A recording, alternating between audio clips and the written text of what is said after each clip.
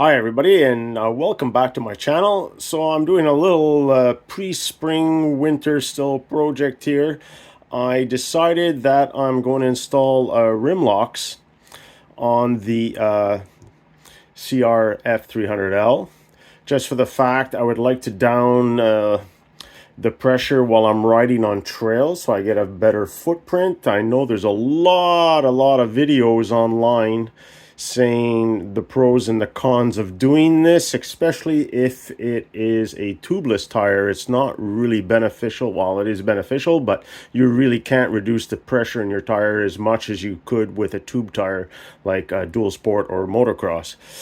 So basically what I did is yesterday, where there's so many videos there, I ended up installing the rim locks on both the front and wheel reel using just the tools I would carry with me on the trail.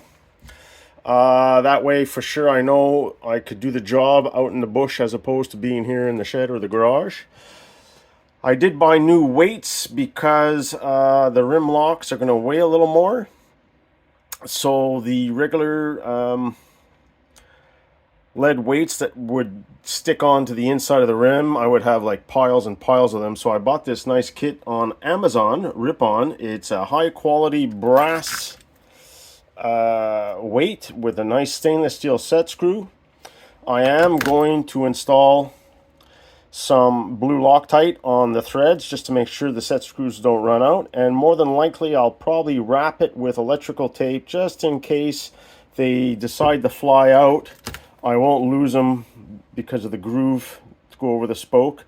They'll stay on the spoke even if they loosen up. I went with the Motion Pro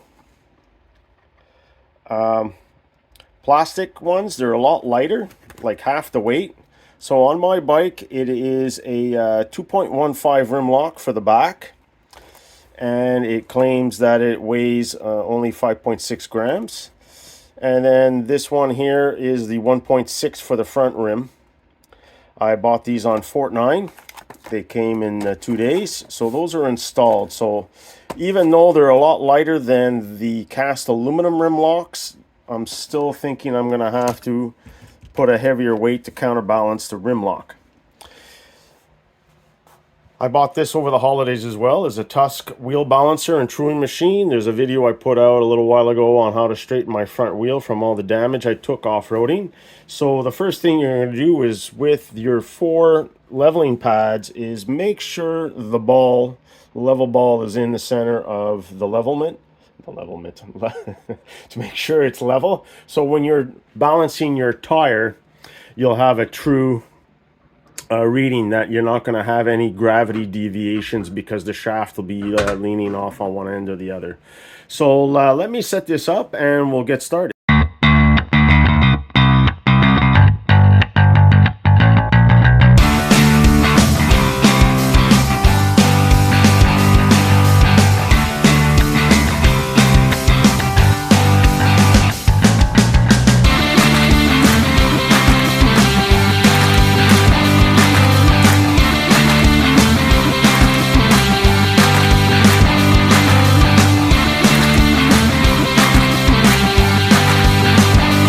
Right, so I'm going to start off with the front tire here.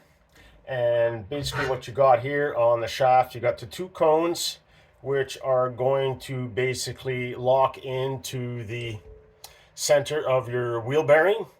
And then these end cones are, the end spacers are basically just to guide so you run true and straight along your 4 wheel bearings here on the Tusk wheel balancer. So give me a second and we'll set up for this in a sec. Okay, so I've installed the shaft onto my wheel hub. Basically, it's just a set screw here to lock your 2 cones in place on your wheel bearings. And then your shaft spacers here are at least 1/8 of an inch or 4 or 5 millimeters off of the end wheel bearings here. So these bearings here, the shaft will turn freely, but if your cone is touching your dust shield for your bearing, then it will spin on the outboard bearings, whereas mine clears the dust shield or lip seal. So basically I could hold the shaft and my wheel spins perfectly freely on there since I'm using the wheel bearing instead of the bearing there. Now with the rim lock in place here, it's a larger item, but the way the manufacturer, Honda for this example, has it almost 180 degrees off on the valve stem of your inner tube. So in principle, when you hold your tire, it will always go to the bottom by gravity to the heaviest point. And just visually right now, I could tell right now that the rim lock is going to be probably my heaviest point on the wheel as it keeps spinning around. I mean, you can give it, see, it's just done one full turn. And now it's probably going to come right back. So balanced wise, it doesn't seem to be that bad.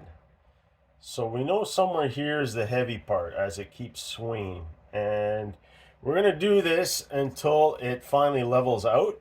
And once it levels out, we'll get back because I'm not going to videotape this going on and on and on and on. Okay, so that's been about 2-3 minutes before it's stabilized, and it's almost at the 4 o'clock position of the valve stem. The valve stem's over here. My rim lock is up here. Valve stem there. So my heavy point is somewhere down here in the 4 o'clock position on the rim. So what we're going to do now is we're going to have to find out by trial and error that the weight's going to go up here on the top of the rim to compensate. So that way, if I have the right amount of weight, when you're spinning the wheel and let it go, it should stay put in every spot technically. So the next step is to figure out what weight value I need to put on the tire to ensure that it's properly balanced or as close as possible. Since I'm doing a lot of off-road on this, like a motocross, maybe it's not too critical that you're exactly balanced, but since this is a dual sport and I am running at 120k or 70 miles an hour on the highway to get to my trails, then I do want this balanced nicely so that way I don't have any vibrations or issues down the road. So let's try and figure out what weights I need to balance out this tire. All right, that took about 15 minutes to do, but the wheel's balanced perfectly, pretty much, in any location. It doesn't really spin. It does a tiny little bit motion going down towards the rim lock, but apart from that, it just pretty much sits still. So this wheel's pretty balanced, good enough for what I need to do it. And we had to put on some heavy duty weights, so I've gone with the two biggest sizes here, which is 49.6 grams, the biggest one in the kit, and then the second biggest one in the kit is 42.5 grams side by side, because that was the high spot on the bottom of that, and then it was just slightly off a little bit and moved. So right here at the top, I ended up putting the smallest one in the kit, which is a 7 gram. So overall, we're at 89, 91, 98 grams of weight to balance this tire with the rim lock, the valve, and the tire. Plus, the tire has been worn and used, so it's probably worn unevenly, and therefore I'm having to have a lot more weight issues. But right now, this, for what I need to do, is this is perfectly balanced. You can move it anywhere on your balancer and it's not going to move at all. So the rear is actually nicer balanced than the front, but the front for what I need is a little bit of offset there, and it's no big deal. So that's how basically you balance your own wheels, and it's a piece of cake. Just get the right kits and you save yourself a ton of money between changing tires and balancing them yourself compared to what they charge in a shop today at $60-$40 a tire. And on this here is basically, I have the Motion Pro, the other fork spoon I should say is in my fender bag, but basically this is what I used, and this is what I have on the trail to pull off, redo all the wheels, put them back on, and do the job. So always make a toolkit.